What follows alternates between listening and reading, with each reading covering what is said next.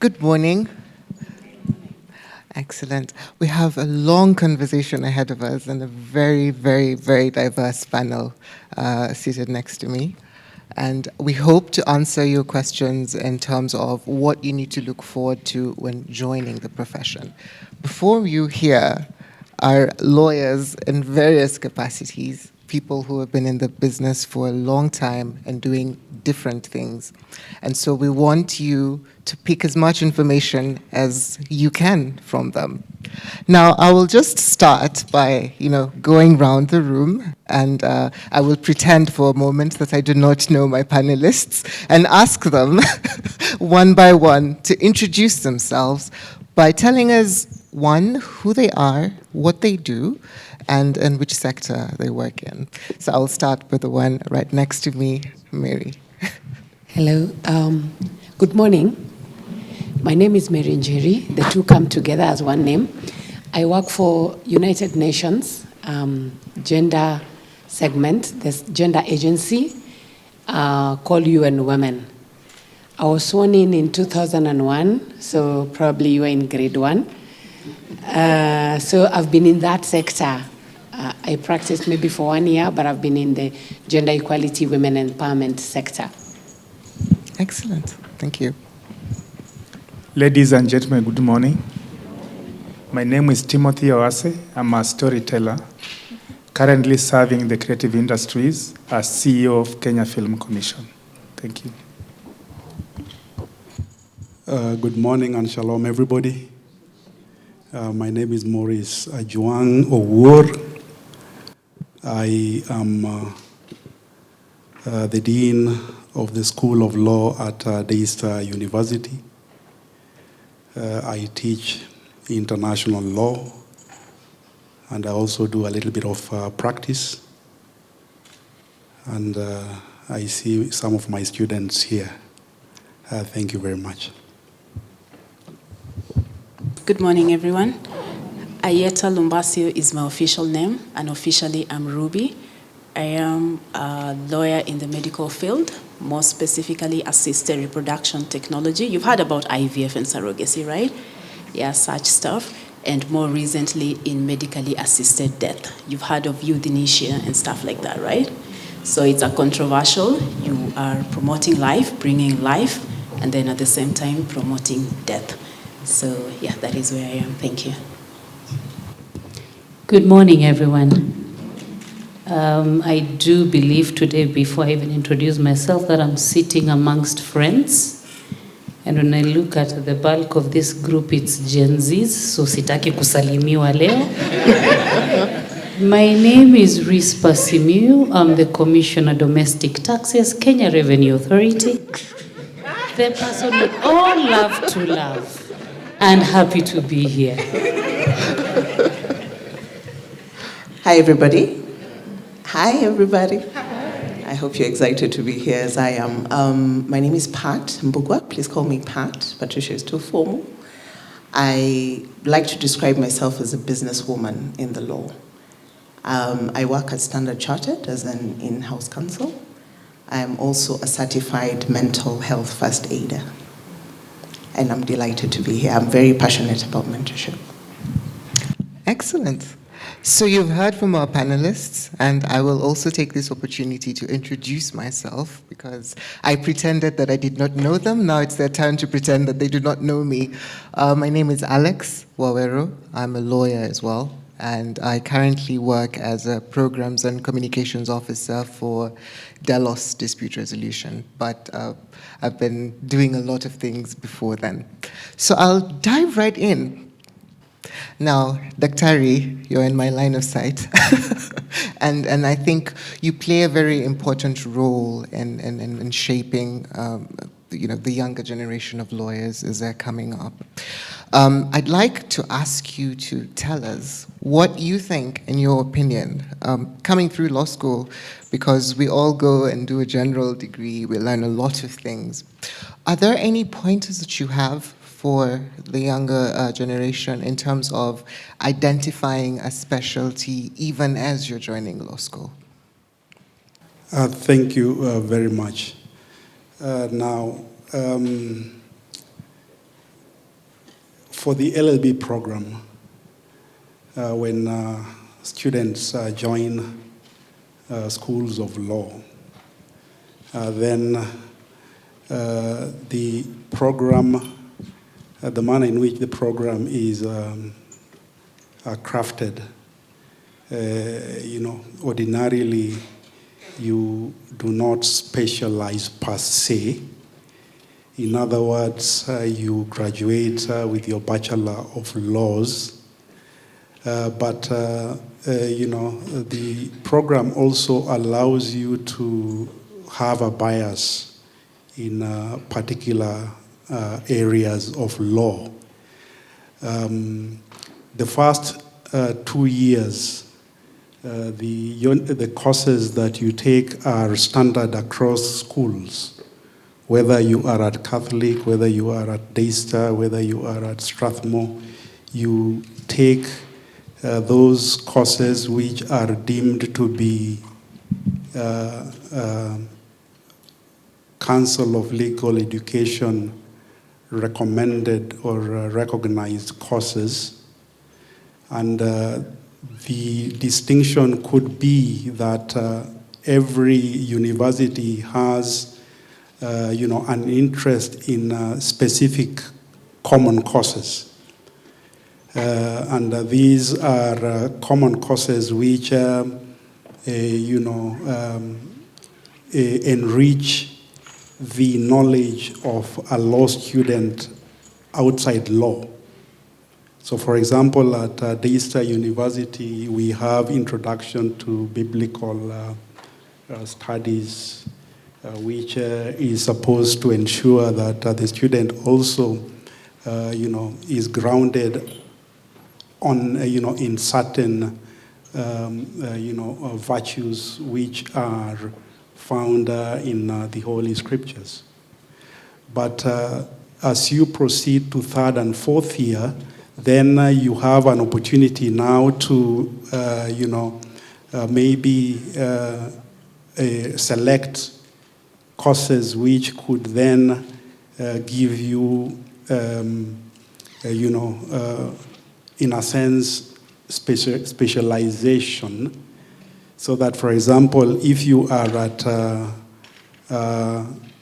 Catholic, if you are at the Catholic University School of Faculty of Law, then there is that niche area which is geared towards East African community laws. So therefore, a graduate from Catholic University would have a strong foundation on laws which relate to the East African community. For example, if you are at Daystar, then there is a bias towards media and communication laws. So therefore, you will graduate as a lawyer who has, a strong foundation in media-related laws. And I think this is what the Council of Legal Education deems as the niche area, that every school of law or every faculty of law should have its niche area, so that one school is not a replica of another school.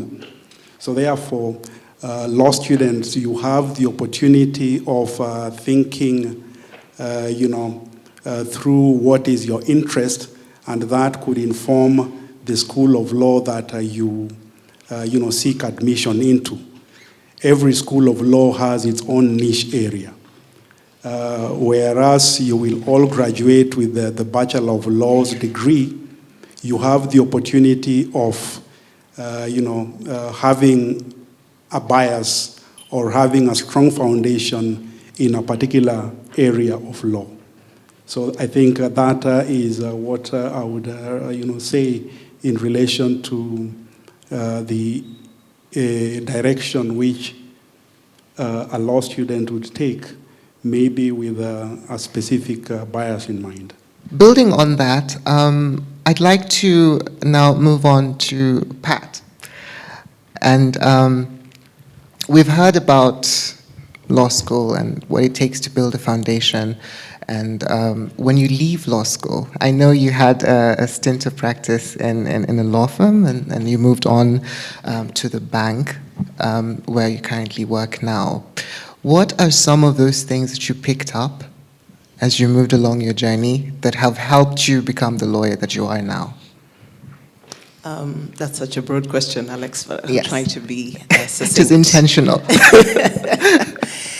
Okay, so first out, I actually thought I would, follow the traditional route, leave university, do pupillage and, become a lawyer and, in the law firm.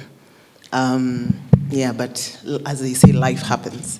So one of the things I think that has shaped my career to date, which is interesting because I'm not traditionally an agile person. I'm very comfortable in knowing what I know. But then when I went to the law firm, and yes, I did gain a lot of good experience in commercial practice. Initially, I wanted to be a litigation lawyer because of what I'd read. My dad had done a bit of a stint. I was talking to Senior Siganga earlier of a correspondence course. And I used to see all those crime, stories and be very intrigued and read John Grisham's, and maybe some of you can relate, or Ali McBeal. I don't know whether you guys, Gen Zs might know about that one. But so all these things used to excite me about litigation. But then when I went to the law firm, I was at Walker Contours, and I was thrust into the commercial department.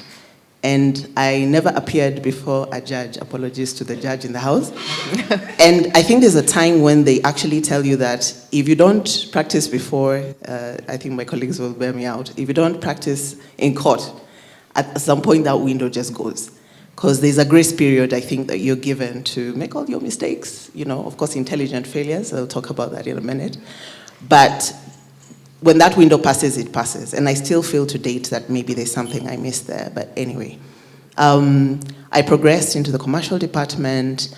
And I think it's interesting because I would just like to talk briefly about the holding over process, because that causes a bit of trepidation sometimes.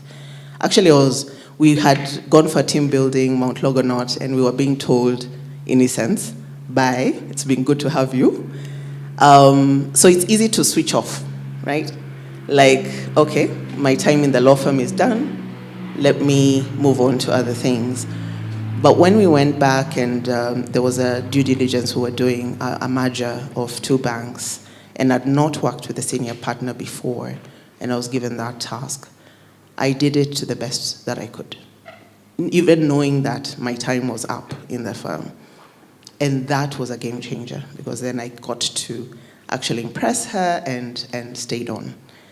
And my journey at Walker Contours actually progressed to the point where I became partner. Now, I left Walker Contours when I just made partner, and everyone, including my parents, thought I was mad, because I then joined the bank. I joined the bank and maybe I'll just touch on the idea of lateral moves sometimes, even downward moves, yeah? Can be a little controversial. But sometimes our journeys are not vertical, yeah? And it's not one size fits all, but I want to encourage us to be open-minded, because I thought I would retire in Walker Contours, But life took a turn. I wanted to grow, and I went into a space where I actually got a title that had nothing, it didn't say legal in it. It was credit documentation manager. In fact, my reports used to laugh at me, because they'll be like, now anyone looking at this title, where is the law, in it? But that was very significant, because I joined Bank of Africa, sort of took actually a pay cut in a sense. Like I said, my parents thought I was crazy, but I was very determined to have a niche in the banking world, because when I was in the law firm, I used to serve banking clients, but I wanted to sort of switch things and understand it from the inside out. So that agility and also that courage to make a move. Like I said, I'm very comfortable being in my comfort zone, but that took a lot of courage. One of the things I want to talk about, because my career journey has taken very interesting turns, is, I think, some of the things that have served me well when I moved into the corporate world, right? Are things I wish I had been taught when I was in university or, even earlier. Social capital. So allow me, Alex, if you'll indulge me, I'll talk about 3 things. Social capital, stakeholder management, and intelligent failures. I said I would come to that.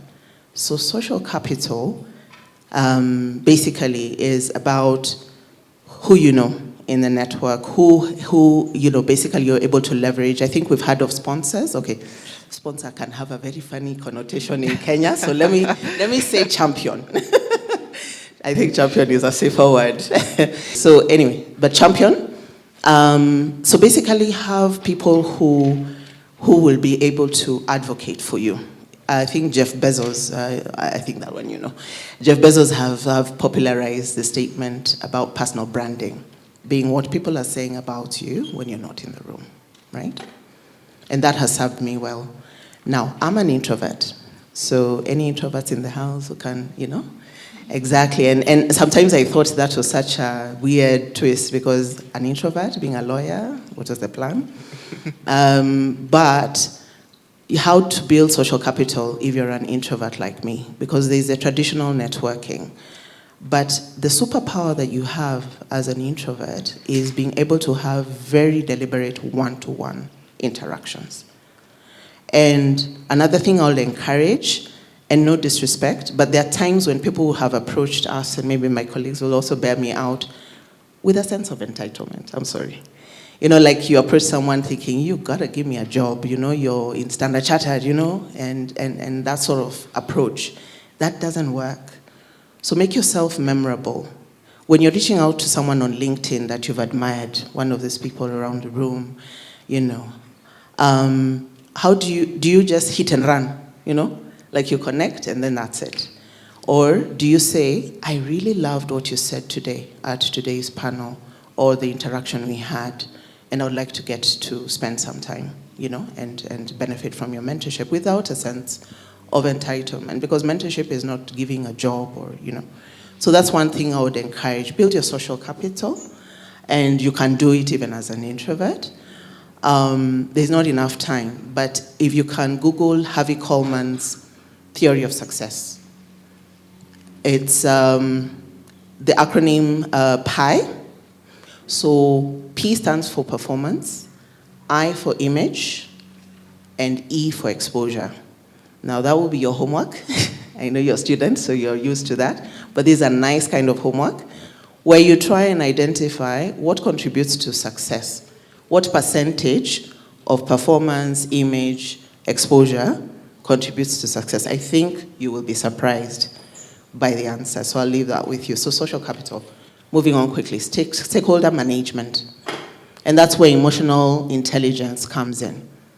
You have to build your EQ, because for me, I serve like where I am, and through my journey in the corporate world, I serve my business stakeholders.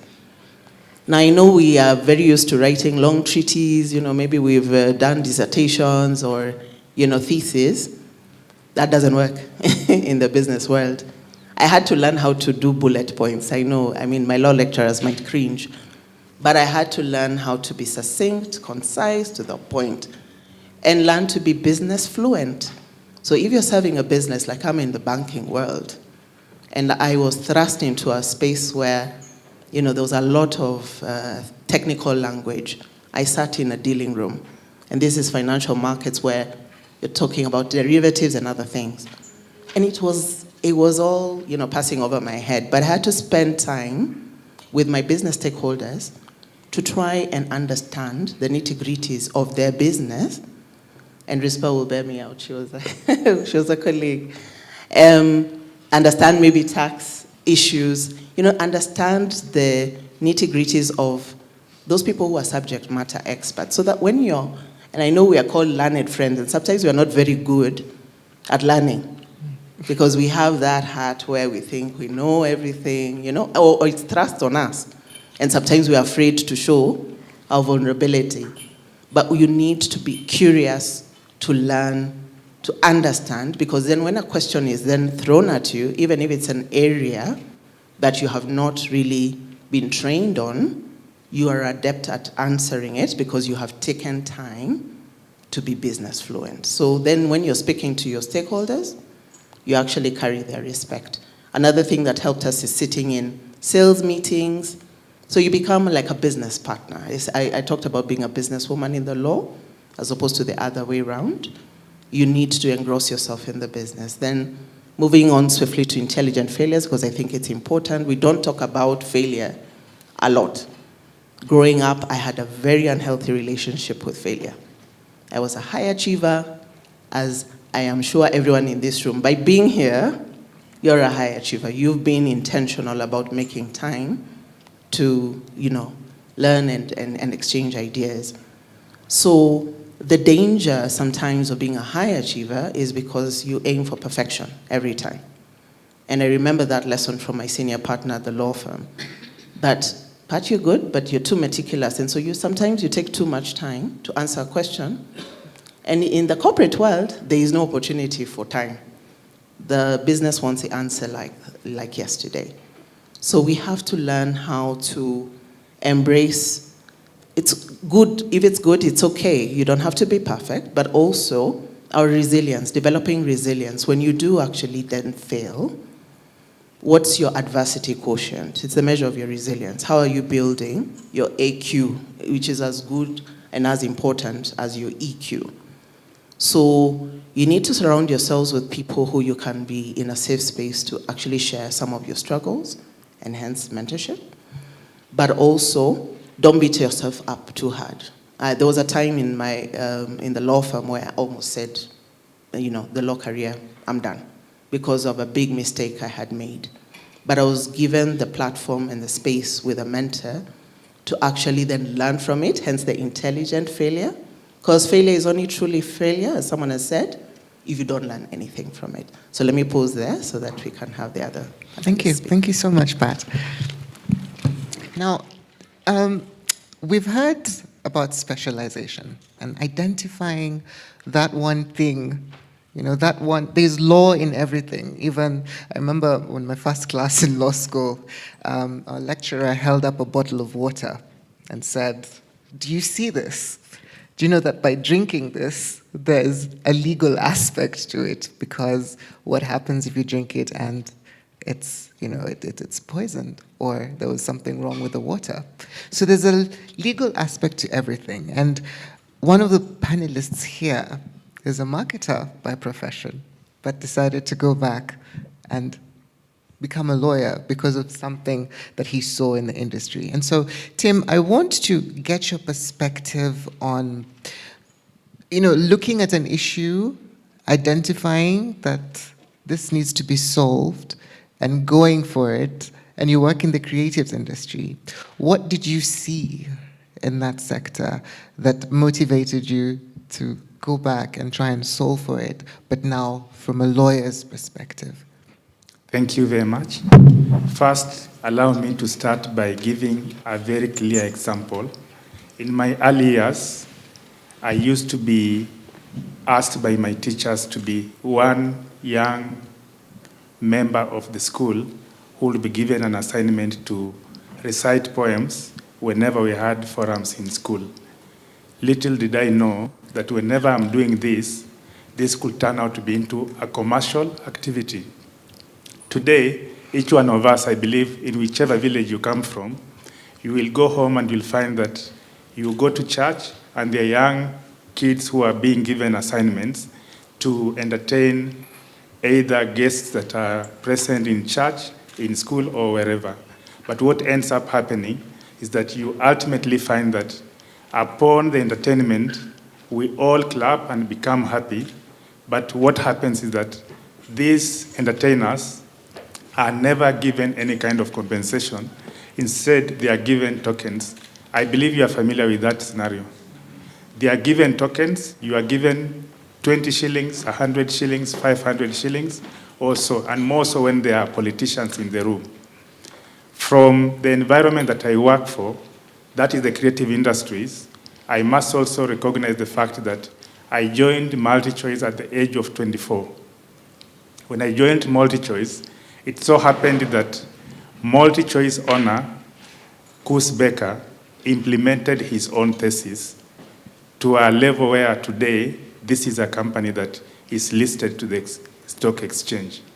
Koos Becker used to take time to sit down with all his employees to give them a perspective on how he makes money. He will be able to give you a perspective on how his finance department works, the sales department, how he is able to negotiate to bring the English Premier League to be part of SuperSport and to be able to deliver these products to his or his audiences.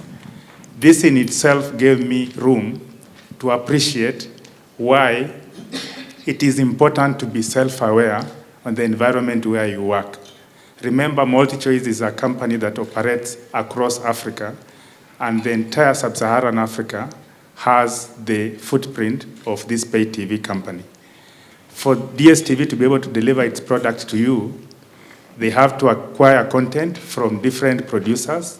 They have to acquire rights from different people. Negotiations in terms of contracts have to be signed. Different markets in terms of countries have different legal frameworks, which means as a business person, you need to know, if I went to operate in Congo, what are the do's and don'ts? And with that, you need a legal mind to really help you navigate that particular terrain. Beyond this, in the year 2010, I found myself engaging with the World Intellectual Property Organization, and how I found myself interacting with this. Remember, our moderator said that I'm a marketer. Indeed, I'm a marketing fellow, and at the same time, I did my master's at Daystar, Development and Corporate Communications. So you may be wondering, how did I find myself talking about law? Of course, in the year 2010, as I was saying, I met a lady from World Intellectual Property Organization here in Nairobi in a workshop like this. And in that workshop, it so happened that I was so curious to see how we can be able to protect creators in terms of their products, and at the same time, how we can see to it that issues of copyright, intellectual property are properly safeguarded. With that, this lady decided that she would like me to join her on a journey of serving 5 African countries on issues of empowerment in the creative industries. From this particular engagement, I worked in Mali, Senegal, Ghana, Uganda, and other countries. And as a result of this engagement, I found my footing that I really needed to get the understanding on how I can be able to add value to what storytellers really need to know. Remember, this is all about looking at the entire journey. There is an element of innovation, creativity, commercialization, branding, contract management and negotiation, and there is technology and digital transformation. All these elements dictates that you need to be self-aware in the environment that you're working in a manner that you can be able to either enforce or just ensure that you comply with the realities of the law that is governing the land. When you talk about law, I think law is a very universal subject that is clear to each and every profession across the world. When you go to the United States today, you cannot be able to undertake law before you become a profession in your own field. You are either a doctor, then you go and undertake law, or you are a journalist, fully qualified, before becoming a lawyer. And when I became a marketing fellow, and having understood the environment in which I operate, I made a very conscious decision that I really need to become a lawyer so that I can be able to support the creative industries in terms of policy changes and also in terms of commercialization of this particular industry. Remember, making a choice as to which area of law you want to specialize becomes as a conscious exposure as to what you are really exposed to. Personally, when I went to University of Nairobi to undertake law, I went with the full understanding that I'm going in because I want to become an entertainment lawyer because I understood exactly the environment I work in. So responding to your question, understanding your sphere of operation and also being self-aware on what you want to achieve is the cornerstone of starting your journey as far as this area is concerned. If you don't remember anything else, please remember that. Now, building on this and looking at being a lawyer and something else, I want to move on to RISPA and lawyers and mathematics and tax. It's one of those things I was told when I went into law school. My mom was like, I know you're going to law school because you don't want to do mathematics. And my dad was very disappointed because he's in the sciences. So RISPA, you rose to become, Commissioner of Domestic Taxes at KRA, and you, of course, had to have a financial background with that. I'd like you to, give us a little bit of a snippet of how you went through that. How did you end up landing at KRA, and what are some of the things that were on your mind when you were making this career journey? Thank you. Good morning once again. It's been an interesting journey and very interesting in many ways. You finish law school, and like Pat here, all of us from the old school knew that there was one single path in law. You'll end up before a judge, you'll practice law, you'll open an law firm, you'll join someone else in partnership. That is a traditional path for a lawyer. So out, I leave law school, and back then was lucky that we had a number of institutions that used to come and talk about what they do in school, and some of those were the audit firms. So fast forward, I end up in PwC, PricewaterhouseCoopers, and that's where I started my journey. Now, getting into PricewaterhouseCoopers, for those who don't know, this is an audit firm, but it also has a tax arm. And when we got in, traditionally then for PricewaterhouseCoopers was you get in, you have a stint in the audit space, and then you go to the respective areas, and one of them being tax. But now that particular year, the tax team came in a bit late. So we just went straight into tax, and you bury your head in the sand and you start wondering, these numbers are not speaking, the math is not mathing, and you're thinking, what have I done? Everyone is telling you about, and before by then I got to PricewaterhouseCoopers, when I was growing up, for those of you probably in my league, you remember there was a company called Coopers that dealt with pesticides. Was it Coopers? Coopers and Libran, yes. So that's what I knew about Coopers. So when these PricewaterhouseCoopers guys came, I'm thinking, okay, I'm not going to sell pesticides, so yeah. But then fast forward, you think, okay, you're finishing school, you don't exactly have a strategy on what to do next, and these guys have come to recruit. And I remember that particular day we had a cut, and so I was buried in a corner in the library. But then I had this friend who kept telling me, let's just go. So I went, and you sit out there and you're thinking, okay, finish what you're doing and you go away. But then fast forward, sometimes like you're saying, your network, it's good to also surround yourself with the right people. Probably one of the lessons I learned.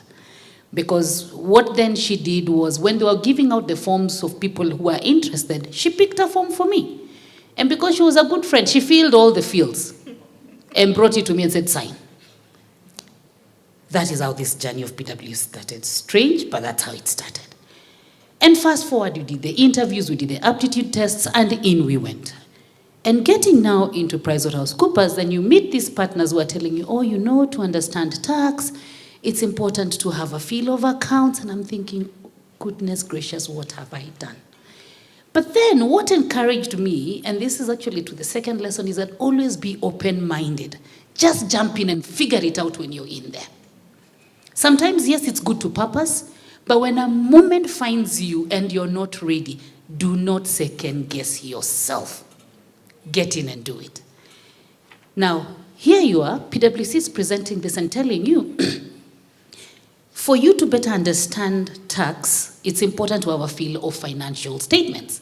Now, you've not gone through audit. So they say, we will pay for you to do an accounts. So in my mind, I'm thinking, okay, these guys are offering to pay. So all I need to do is show up.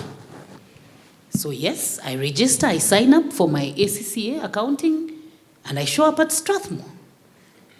Lo and behold, now it has been approved, it has been paid for, you have no choice.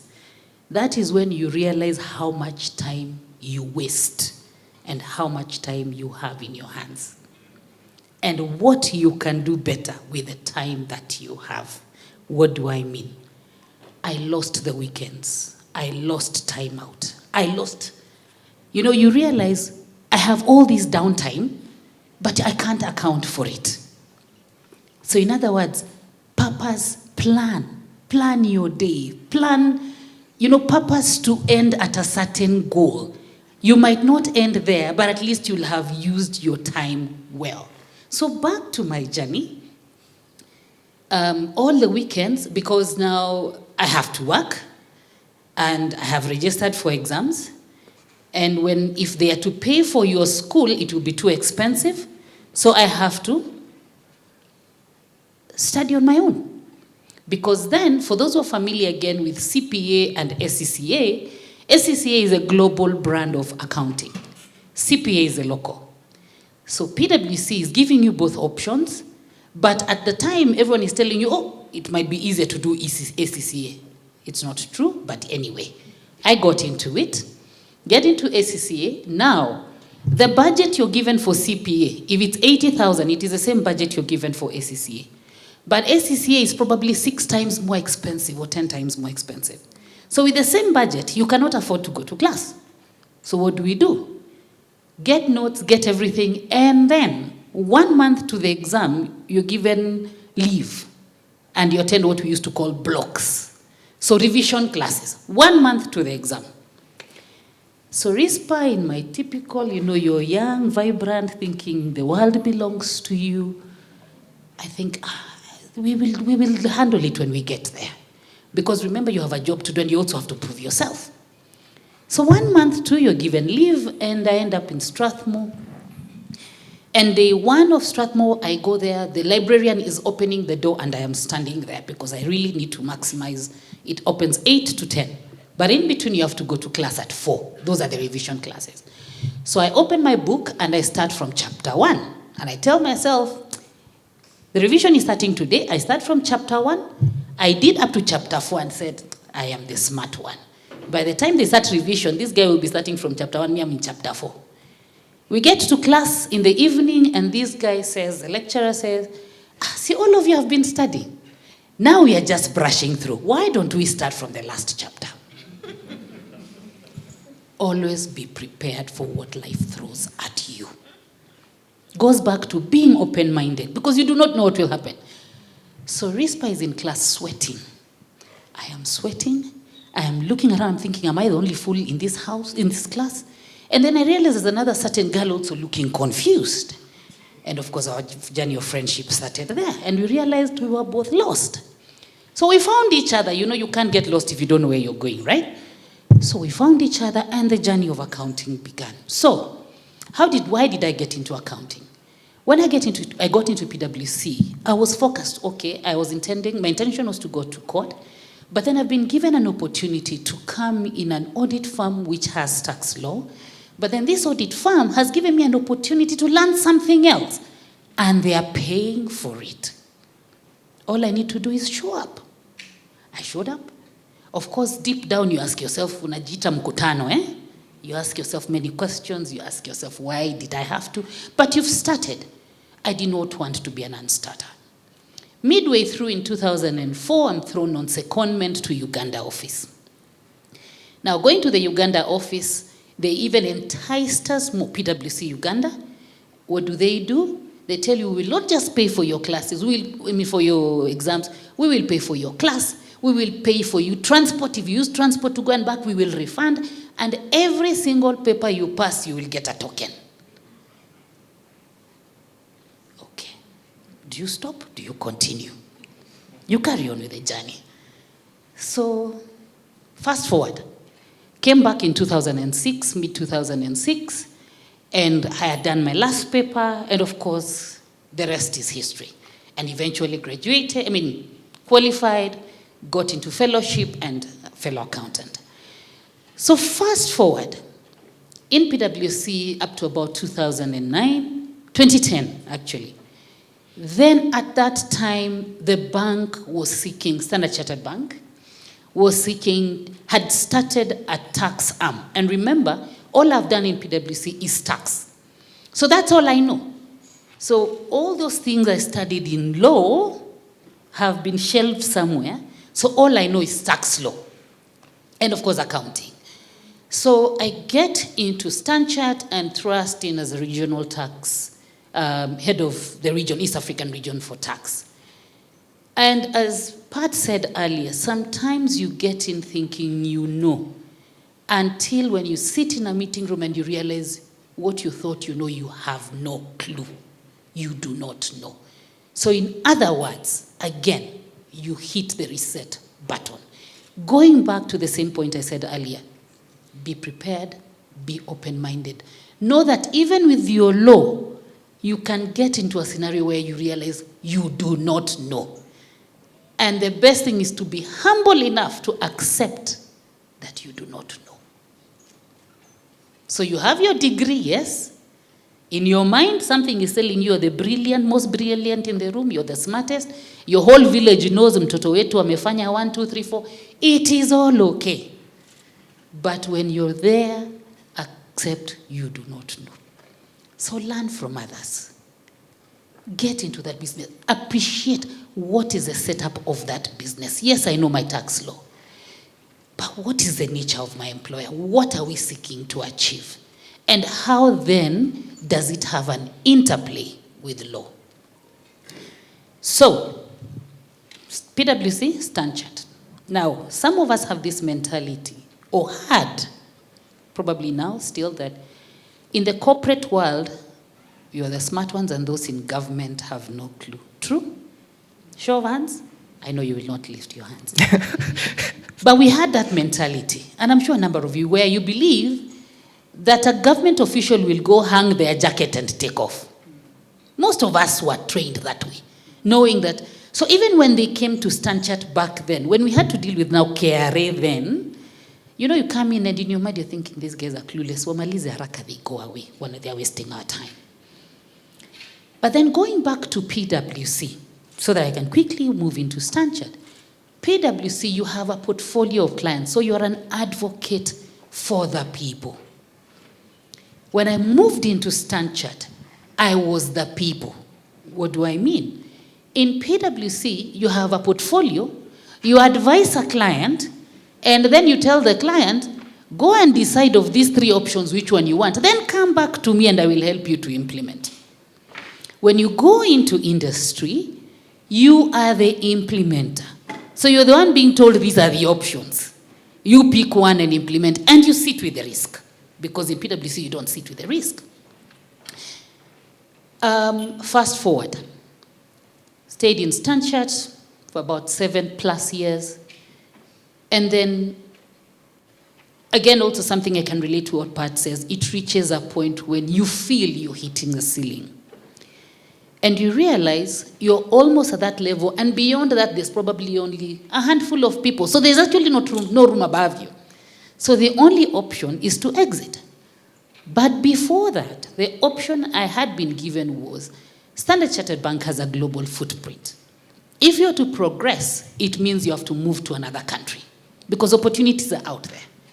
But for me, I was very clear, I was not mobile. But while I was at it, what I had developed along my journey, apart from just doing tax law, was that element of dispute resolution. So I had developed passion in resolving disputes, and because I was in the tax line, it was tax dispute resolution for me. Why? Because in PwC, in Stanchart, you look at these KRA guys and you're saying, why do they keep doing this? Can't they do this? Didn't they think this? and you're always pointing fingers. So when this opportunity came, first it came as Deputy Commissioner in Dispute Resolution. That, for me, was my selling point. So I joined KRA in 2018 as the Deputy Commissioner Tax Dispute Resolution, built a base for alternative dispute resolution. I think our colleague from the judiciary talked about it. So had alternative dispute resolution, basically reaching out to taxpayers, to the you sitting here, to say, we don't have to take each other to court. We don't have to fight. There are alternatives that we have that you can come to the table and we have the conversation. Of course, being KRA, it takes a while before you build that trust. And we have a journey, and we are on that journey. Na hatutaki kusalimiwa, like I said. So we are on a journey. But anywhere where there is a business transaction, you'd expect people to think differently, to approach certain things differently. Come 2010, again, all this time, it is important in the context of today to say that when you do what you do it like no one is watching, but believe you me, someone is watching. Sometimes you tend to get someone thinking, ikazi nimepewa ni nyingi sana, or why bother? Let me do bare minimum. But whenever you do whatever you're doing, do it knowing someone is watching. My journey of being mentored has been that journey. I may not point out at one particular person, but I will tell you one thing. In PwC, there was a particular partner who everybody feared. But I made it my business to ensure that I had a relationship with her. So she would make noise, scream through the roof, and do whatever she wanted to do. But at the end of it all, I asked myself, what have I learned from this conversation? Moving on to Standard Chartered Bank, finance director, that was my boss, she knows her. Again, another lady. I thought I was done. Then I get into this space of a perfectionist. Somebody, you try to balance numbers and she'll tell you, but there's a 1 shilling missing here. Can you go back and balance it? 1 shilling. And we would stay sometimes in office up to 2 a.m. when we are doing quarterly reports. But you should never tire if you know where you're going. You need to hang in there, work, bury your head inside, knowing, like I said, someone is watching.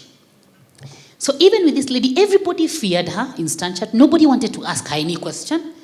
But for me, I kept saying, surely, if she's the one who's been doing this report, and I need this report to do my work, let me just go to her and ask her, because otherwise I'll spend so much time, wasting time, reinventing the wheel, and then you go to her and she'll tell you, why didn't you come to me? So because of that, and with a legal background, remember this is an accountant, we developed a very good relationship. And she would come to me from the board and say, Rispa, and don't tell her I imitated her. Rispa, I know you write very well. There is this paper. Please give me just 1 hour and draft this paper for me. Now that is about 6:30 and you want to leave and go home. And you have a young family. Then you're thinking, okay, call ahead. Of course, having the right social network is also good because someone else can step in. Then you quickly, I actually would ask her, what do you want to see in that paper? What do you want to see? Tell me what you want to see and then let me do my thing. And I would draft, thank you very much. I knew you'd do it for me. And that life became very easy. Where everyone else would see her coming this direction and run the opposite direction, Rispa would run in that direction. That to me was mentorship. And today, even in my space, we all live in Kenya, she would always call and check in and say, are you okay? Is all well? But one thing she told me, Rispa, as you go there, I do not want to see you getting into this corruption. That is not the person I know. But one thing she told me, I know sometimes when you get into that government space, people haggle around you and to carry your bag. She told me, just be you. Because beyond all these offices and titles and what, there will still be you when you're done. So yes, now I'm KRA from 2010, Commissioner Domestic Taxes. You're carrying the country on your shoulders, and it's not an easy load. Of the 100% tax revenue in this country, I generate between 65 and 67 of that 100%. So mukisukuma your finance bill, munasukuma 65% of my revenue. So I think in all this, I want to believe that even without specifying and bulleting specific things, you learn things along your journey. Now, I am very fond of also mentoring and speaking to ladies. And gentlemen, you'll forgive me.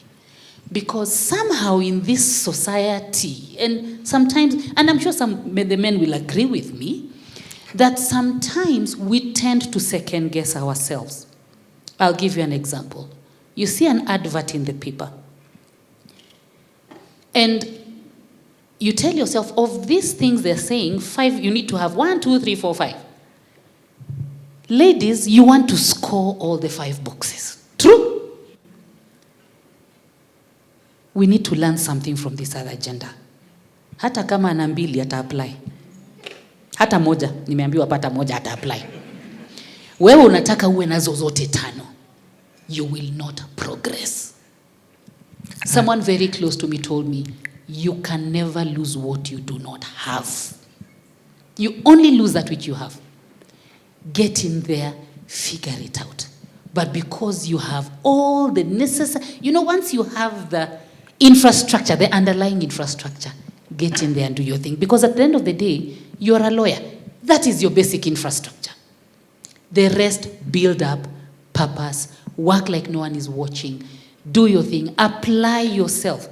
And while you're at it, and I think that's why I'm very excited to be here, if someone has held your hand, purpose to hold someone else's hand. Thank you. Such wisdom, such wisdom. Now, I'm conscious of time, but we still have 2 panelists here who we've not heard from. And I'm going to go right now to Mary, who's seated right next to me. And I just want you, and in a brief, in a way only you can, to open up this young lawyer's minds to working in the humanitarian space. Okay. So the question is how it is yes. to work in the humanitarian space. I think it's interesting. And I think because you have a basic degree, as Rispa says, that's your foundation. People in this society, people in Kenya really respect lawyers. You've seen in conversations, we can be okay, we can be yapping, we can be out in a chama, in whatever. When someone says, oh, and my friend here is a lawyer, the conversation changes. Sometimes not nice, because then people start looking at you differently. Some other case just emerge, you become a legal counsel in a chama. But people respect lawyers. And so sometimes you're not employed to do law. I am employed at UN Women, but I'm not employed as a lawyer. I keep telling my colleagues, I'm not a lawyer. The UN, lawyers are at HQ. Here, we don't even draft one legal sentence. You draft it, you send it to HQ for approval. But because I'm a lawyer, they'll always be like, first consult Mary. Okay, so it is nice because it opens you to a lot of things. Then when you look at all of us, that water is legal. Everything around us has a legal implication. So when you look at humanitarian world, there are a lot of things that then it will either be, you need those rights, all of us here are right holders, some could be, like Rispa here is a big duty bearer, but again at another point when she's seated here, then she's still a right holder. So it gives you a lot of aspects. It's very wide.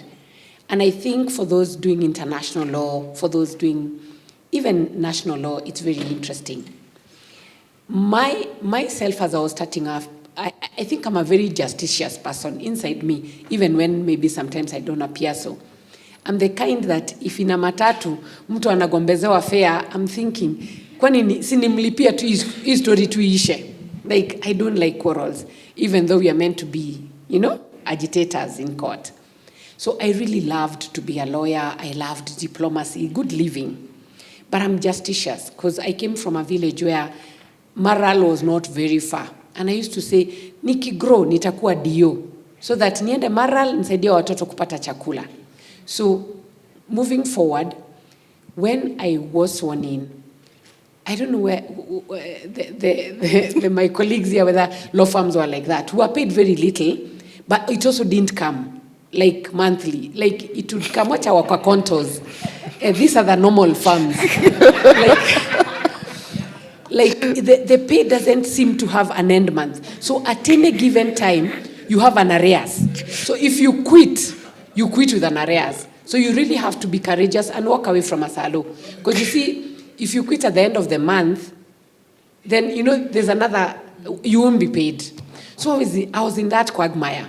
So I moved from one thinking, wachana na huyu. So and lawyer, they're not like poor, they're doing well, but your salary is not a priority. So I moved to another smaller one, doing very good criminal briefs. I loved, I'm those ones. I loved the stardom.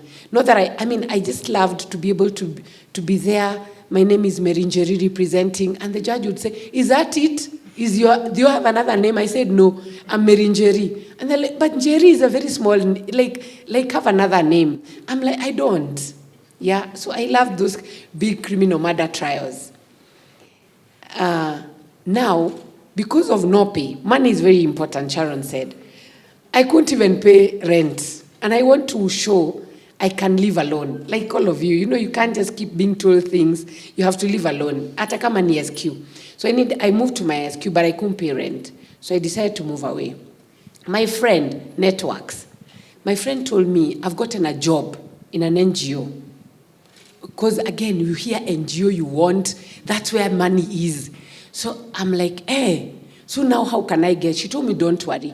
Where I am, I'm okay and I get paid. Now that was a good law firm. I get paid. So you have a serious problem. Let's go there. We tell them, you take my job. Sasa sisi yao, ni kama mama na mzazi. Tumeenda kwa NGO. My friend said, so you know that job you've given me? My friend can take it. So that's how I go into the humanitarian world, the human rights world. I go on into taking an LLM in constitutionalism and fundamental laws. So it again builds me stronger in the NGO world. So I stuck in the human rights world, but then moved to governance. Governance and democracy, so issues of constitutionalism. So when we are doing the referendum for 2005, we are there with Kivuitu, developing banana and orange, and sleeping at night, try to make those referendum rules. So it was another very tough time. And again, ladies, as you've been told, it's tough. It's gender issues come up. Like you need to go home. It's late at night. But if you go, life will go on. Yeah, you want gender equality, and I work for UN Women. So really, gender equality, women's empowerment. But again, if I go home, I am telling you, tomorrow they'll be on chapter 5. Like I left them at chapter 1, they wouldn't have gone home. So just balancing. So moving fast forward, I went back to human rights. So I went to work world around violence against women and looking at the whole spectrum, looking at the way women are violated. I'm a good proponent in private sector, looking at sexual harassment, agitating for things like C-190. So you really have to really read. Okay, like even when you think that you just need to read your brief and your law, but you really have to read some of the things that are coming up. So now I'm at the UN, and the UN has the UN has very old people like ourselves, but it has big opportunities for young people. And the UN is a big building with big blocks, but it has cracks you can come through. Come in as a UNV. Just apply. It ain't hard.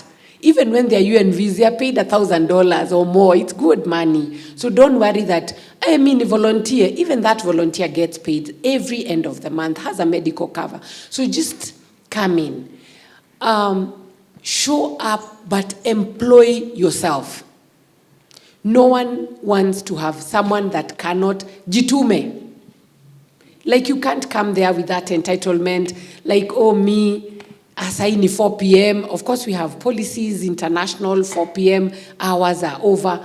Usinipigie, mimi, ukipigiwa simu chukui. People pass by you. They wait for your time. Like, uyu, tumempatia miezi ngapi? 6. You don't want to look at them. So employ yourself. Give yourself, read. Have another, look at another field that really, this space. Look at, yes, your law, but what else can it do for you? Right now, I have been given an assignment, month of August all the way to December. I'm at the African Union, so probably waiting there for Baba. I'm not supposed to talk like that. I'm supposed to be non-political. So at the African Union. So I'm there. And I'm now in another realm of talking to kings and queens and His Excellencies. Again, I have to read this diplomatic world. What does it mean? What are their protocols? How do they, really employ yourself. So, but on another hand, you really have to be a commoner. Like, I work for women and girls. Really, when you look at women and girls, many times, wako chini sana, katika vijijini, running programs that really have to do with floods. Wako uko, Korogocho, wako Mathare, someone has been raped, and they really are down. Let me tell you, don't take your lawyering there, and they really don't care. Lawyer or no lawyer, va tu skat ndefu, va ngoma, go and serve the community. So it really needs a lot of agility, because if you go there, you're appearing and unaongea kizungu, watangoja umalize chief waongee. Mwenye wataskizana. So even as we are studying, I know you guys, it's a big thing to be a lawyer, but also I come from now that lawyering that doesn't have heels, that doesn't have suits, but it's jeans and t-shirts, nakule chini, but of course now I'm trying to dress up to go to the AU. Being based at Addis will be a big thing, but really law has different aspects, many different aspects that you enjoy, where you're mentoring. We run a program that enables me go to colleges, go to schools, looking at technology. Like now we are really looking at technologically facilitated GBV, like gender-based violence, technologically facilitated. That WhatsApp that you get, looking at what does it mean, how do we stop it, looking at social norms. So it's a really interesting world. So it's not all like I have to go there and be Judge Judy and, and really swing with a lot of nice suits. And I really used to admire that. I used to say, ata mukiniandika, I'll be loving to go to court. But also learn at the feet of your seniors. One of the things that I loved most, and I can go back to court for that, ni ile chai, yani after court time. There's some chai we used to go at Sana. It was called what? Sana. There used to be Sana. There used to be many. If you have a senior, you go to Trattoria. There could be many. Iyo chai was the best. Seniors discuss things, the way the case went, and you learn a lot. When you go to court, don't pick your file and run away. Listen, after your court is over, listen to the next one, and the next one. And then network. Those your friends. When seniors come and say, good morning, Judge, and you're thinking, oh gosh, they know each other already. It's good to keep your contacts. It's good to keep your networks. You learn every day. I've learned a lot from my panelists here. So, and I'm still going to learn from you, because in the work I do, I'm interested to know what gender-based violence keeps you away from school, what gender-based violence keeps you away from work, what sex for marks might you be experiencing. You get? That's what I do. So it's really sometimes I've not I read the law all the time, but mostly family law, Sexual Offences Act, that's where I agitate most. But it's an interesting thing to keep training every day, to keep learning every day. So I encourage all of you to come, and I'll be happy to interact. And at the UN, be it hata kama ni FAO, hata kama ni UNHCR, hata kama ni UNDP, all the UN agencies have room. But don't come there shoving like, I want to become a lawyer. They don't employ lawyers in field offices, as we are called. They employ them at the headquarters. But come, there's space. Go to NGOs, there's space. Ground yourself, but be a volunteer. Be ready to be sent to run and appear like you're working for free. Thank you. Thank you. Now, you've heard a lot of things, a lot of things, a lot of opportunities, a lot of things that you need to look for. And we haven't heard from Ayeta yet. And it's difficult to speak after everybody else has spoken. But I am particularly interested in the field of law that Ayeta practices in, because many of us don't think about medical law. We know that we can be corporate, we know that we can be anything else. So Ayeta, I'd like you to close our panel discussion by telling us how you ended up in medical law and what they need to know to get into that. And also, was it just an idea that fell on your head like a book? You know, were you in the library and a book fell on your head and you're like, how do I do this? Hi, guys. I see most of you are Gen Zs. I have Gen Z brothers, no sisters. So, ladies, when you're shine, talk to me nicely after this. And come with a cup of coffee. Coffee addict. So, when she was speaking, she said, this is just before I get into what I'm supposed to talk about. She talked about listening to your elders and, listening, following in their footsteps and that. I am of a slightly different idea to your juniors as well. There's a lady sitting in front here. I think she's called Liz Lenjo. I have literally, she's younger than me. I have seen her postings and followed her on Instagram and Facebook because of what she does, and I'm quite interested in what she always does. Liz, I'm sure you've seen Ayeta Lumbasi as your friend on Facebook and Instagram. We've never met, but I have followed you. So even your juniors, you may as well follow them. Back to my topic of today. So I'm in the medical field, but we know about medical law, just about medical negligence, hizo vitu zenye tunashughulika nazo sana. I want to challenge you on something totally different in the medical field.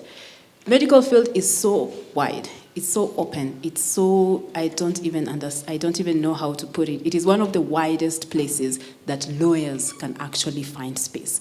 How?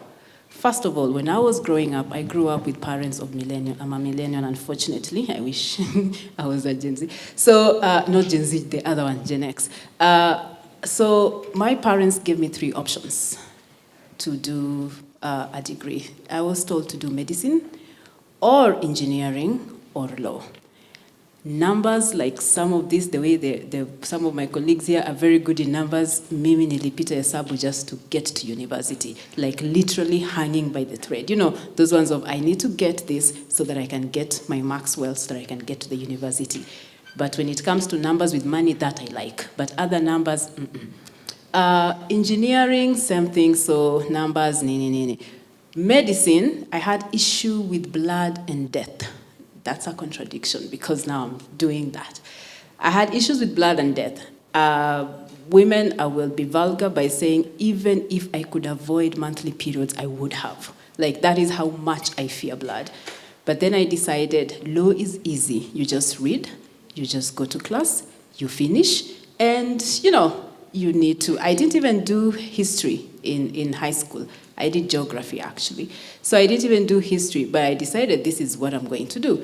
So I decided to do law. Lucky enough, I did my law well. I finished. I come from a family that is purely medics, unfortunately for me. And that is why I think my parents had insisted that I only have to follow those 3 options. And if you come from parents when you are strict like that, you would understand where I'm coming from. So after I was sworn in, I practiced for like 6 months, actually less than 6 months. And the reason why I practiced for less than 6 months is I found it a little bit repetitive, too repetitive for my liking. Going to court, doing the same things, civil, the same old things. Like I had to be rescued from court a lot of times by my seniors because I wouldn't even know where to start and stuff like that. So I practiced for 6 months, then went into the NGO field. I started with the ANCAN Kenya chapter. It was a child rights oriented. And there I met people from Cradle, I met people from UNICEF, I met people from Save the Children. I was even posted to Ethiopia and Ghana, Accra, under ANCAN for a while. And it was quite interesting until I discovered I'm a young, almost 23, 24-year-old, without a husband, with no kids, dealing with children issues. Those who've done family law understand how family law can be very, very, it's emotive. So you're dealing with people children being abandoned, husbands leaving their wives from pangoa candles and stuff like that, and you don't even understand. You're still a child yourself, so to speak. So it became a little bit too harsh for me, and I decided this is not the area of practice that I'm really interested in. So I left and went into anti-corruption, not corruption. Though I must say, no, let me not say that in case I appear to be a judge one day. So I went into anti-corruption. I went to Transparency International, where we were advocating for anti-corruption, and I did my stint there until my father reached out and told me, I'm not giving you houses or anything or wherever. You have so much knowledge and information in your head, and I am a medical lawyer. I'm a medical doctor, and you can do medical law, and then we can always work either together or you can work in the medical sphere as a lawyer. And he actually called other medical law practitioners, who are quite very few, so I discovered, and asked them to speak to me, and other medical doctors to speak to me to see the areas of speciality that you can get into medical law. So this is why it is very important to have mentorship, because if I didn't know about that, I wouldn't even be in that sphere, because personally at that point, all I thought about was doing international relations. I love traveling a lot and drinking coffee and reading books. So all I thought about was just traveling and doing stuff like that. I hadn't thought of medical anything, and because I do not like medicine, I had never thought of getting into medical law. So I was pushed, actually, out of Transparency International by not the boss. The bosses were quite good.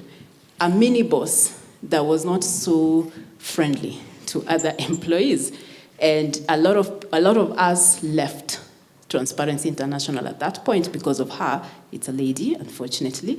And so when I was pushed out, I decided, okay, I enrolled at Nairobi University for international relations and diplomacy. I enrolled at Nairobi University and at the same time at USIU. I'm the kind of person who does 2 degrees at the same time because I get bored quite easily. I don't know how to explain that. So if I'm not doing something structured, then I will be bored and I'll find something not structured to do. And we know the devil's advocate, that saying and stuff like that. So I decided to do both. But when I was there and I went to visit a boyfriend in South Africa, ladies, you'll understand that. I went to visit a boyfriend in South Africa, and he's a lecturer, he's not my man now, a nice Luo man, and he's a lecturer in South Africa, and he was marking wherever he was marking, and we went to University of Witwatersrand. You've heard of University of Witwatersrand, right? Yeah, Google it, and I will. I know why I'm coming there. So when I went to visit him, and he was marking whatever he was marking, and I went roaming around, I sort of entered into a bioethics conference. Bioethics is also part of a law medical thing, that you people can quite get in, and it is really coming up, and it has a lot of issues that you can sort in. Bioethics is legally and medically dealing with issues that relate to medicine, science, and biology. You see, so that is a sphere that all lawyers can get into. So when I went in there and they were discussing a lot of issues, and I happened to like coffee, so I followed where the food is and started drinking my coffee and answering questions. And the dean of medicine asked me at the end, which university are you from? Like, which faculty are you from? I'm like, no, I'm just visiting a guy. He's like, no, really, like, what faculty? You've been talking too much. And I'm not a talker, by the way. You've been talking too much, answering this, answering that. And I was just being Kenyan. You know the way people say things and you just want to go the opposite direction? Oh, we are supposed to do this. No, what about this? You know? Mm-hmm. And that is all I wanted. And I wanted to keep going because I was drinking good coffee, you know? So, and it's like, no, what faculty are you from? I'm like, no, I'm not even in South Africa, as in I'm just visiting a dude and then I go. So it's like, why don't you apply to the medical school? I'm a lawyer, by the way. Why don't you apply to the medical school and see what comes out of it? We laughed it off and I went back home and I was talking to my parents about it and my father was like, you see, God has spoken. My father is not even that religious, but at that point, he's like, God has spoken. This is what I've been trying to tell you, and this is what you need to do. So because my mother said, no, Ruby can't do this, what, I'm like, yeah, I'm going to show you. Like, what do you think? I'm going to show you that I can do this. I applied, I went through a lot of interviews because I was a lawyer going into a medical school. This is something you can do. How many of you are below 25 years? Just by a show of hands. A lot of you. You see? Yeah. So I applied to the medical school. I had to go through the final 2 years of medical school and then do a master's in medicine at University of Witwatersrand. I was the only lawyer in my class. And one of the things that I was very interested in when we came to doing thesis was surrogacy. You know what surrogacy is in assisted reproductive technology. So legal and ethical issues towards surrogacy. So is it something that I was quite interested in from the word go? Not necessarily. Is it something that I took up when it came to? Yes. So this is something that just give me 2 minutes. I need to share this with them. How do you get there? Start with your basic law degree. Be passionate about what you want. Have mentors, both the old and the young. I have learned a lot more by talking in schools like Riara. I have learned a lot more from students, like assisted reproductive technology. Though it's not a very new field in the world, it is a new field in Kenya. This is when we are actually coming up with the laws. We started in 2014, and the assisted reproductive technology bill is still ongoing now in 2024. That is 10 years down the line. We are challenged with things like, when does life begin? Because this is where we are creating babies in the laboratory and not in the womb. So we are challenged with all this. This is a place where all of you can get into. And then do petty courses. I call them petty courses, certificates, diplomas. Do all of them. Nowadays, you are so fortunate that there are a lot of courses. I can talk to you after this. There are a lot of courses online, including from universities like Harvard, Stanford. Personally, at the moment, I'm doing a PhD, and it is a joint PhD with University of Witwatersrand and Harvard Med, because they insisted that they want to mentor me into becoming in their own way, they say one of the leading Africans in assisted reproductive and assisted death. I don't understand how that comes into play, but why not? So do that. Do not second guess yourself. That is something that all the panelists have been telling me. Ladies especially, wachana na wanaume. Wanaume will do anything. Ata kama a man will be 47 and he'll still be looking for a 30-year-old virgin. Yet, he has 2 baby mamas and stuff like that. Have the audacity of men. I say, have the audacity of men. Why not? As in, tell yourself, instead of, what if I fail? No, just tell yourself, why not? Like, I will step out. I will do whatever I want to do. And if somebody wants to bring me down, hiyo ni shida yake. I'll keep going until when I can't go anymore. And then social network is your social capital or social worth. So surround yourself. They always say 5 people. Know if you're the foolish one there, if you're the clever one, or if you're the whatever. So surround yourself with people who mentor you. You've gotten to a point in your life where you cannot afford just sitting and gossiping and talking about non-issues. Even if your non-issue is a non-issue, make it an issue so that it goes to where you're supposed to go. And then, most importantly, seek networking and volunteering opportunities so that you get to places where you need to go. So, ladies, I am challenging you from today. If you want to this field, this is the last one, this field, if you want to get into assisted reproductive technology, which has surrogacy, gamete donation, research, embryo donation, and pre-implantation genetic sequencing. Zina sound like foreign things, but they're so easy and so wherever. Get into that. Don't just go into criminal law, contract law, civil law, all that. Yes, they're okay. But you've come in a generation that is so good that everything is at your fingertips, that you can literally be anything that you want to be. There's stem cell regeneration. There's medically assisted death, euthanasia. That you will not practice in Kenya. We are a Christian community, but you will practice internationally. That is where I practice when I'm doing this. I can be seated in my house practicing at the Netherlands court, yet I'm in my house, just in my bedroom or stuff like that. So you've come in a time where these things are really good and out there. Organ transplant and donation, health and big data, genomic sequencing, and bioethics. I challenge you, please reach out to me. I am not good at mentoring, but we can drink a cup of coffee and I can tell you more about it. And just get out there. Mtu asikwambie you can't do medicine with a law degree. I have 2 medical degrees and my basic law is a law degree. So you can do literally anything that you want to do just by being you. So thank you very much. Thank you. Thank you so much. Now, ladies and gentlemen, we have to swiftly move into our next panel discussion. But before we do so, I'm sure you'll agree with me that there's a lot of wisdom that you've had from this panelists right in front of you.